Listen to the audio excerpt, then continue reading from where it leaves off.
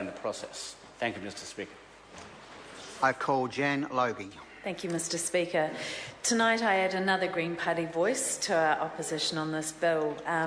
This technical little tidying up bill. We're opposing it primarily because of its interaction with the existing system, which, as my colleague Holly Walker pointed out very ably in her speech previously, has been significantly eroded by this current government. The provisions of fairness in the system have been significantly eroded. And, you know, I need to add my voice to the position that the initial system wasn't exactly fair in the first place, and it represented a massive transference of collective debt to the individual in this country and has entrenched and exacerbated the inequalities that exist by individualising that debt rather than taking the opportunity for us as a country to share that burden, and as well as the benefits of the education of educating our entire population.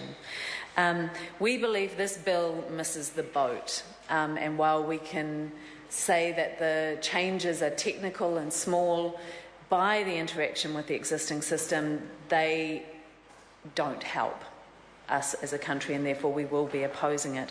Essentially, there are two main changes in the bill. One, aligning the definition of income for student loan purposes with that being used for working for families.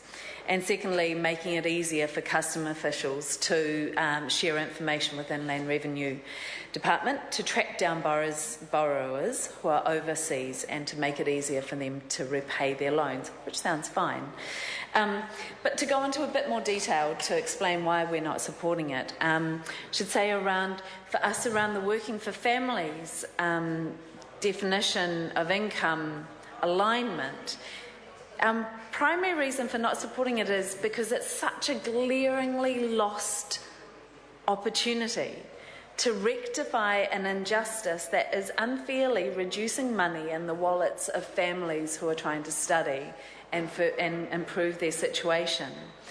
So while the bill aligns the definition for the student loan purposes with the definition for working for families, a corresponding change is desperately needed so that working for family entitlements can be calculated after student loan repayments are taken into account. And until that happens, the Green Party cannot support the changes in this bill, because all too many families in New Zealand at the moment are living in poverty, and all too many of these families are locked into unemployment and low-paid work because of the policies of this government, one of which has been the limiting of access to and the increase in disincentives to higher study. And calculating the working for family entitlements before student loan repayments is a very clear example of locking people out of higher education, which is a key tool in furthering their position in life. So this we clearly cannot support.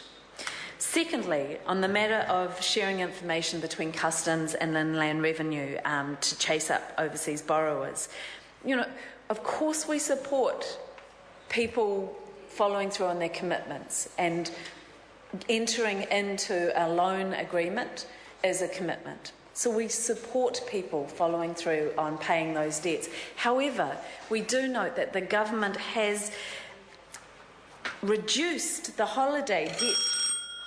repayment holiday from 3 years to 1 year. And that is something we didn't support, because we recognise the value of overseas travel to New Zealand and the real importance to our economy of ensuring that people can come back easily.